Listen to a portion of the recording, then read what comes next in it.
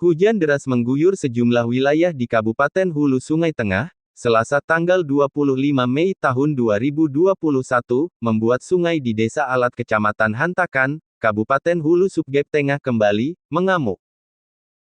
Kuatnya arus sungai membuat keenam kalinya jembatan darurat akses ke alat seberang yang dibangun masyarakat beberapa kali pasca banjir kembali roboh dan rusak kemudian hanyut di bawah arus.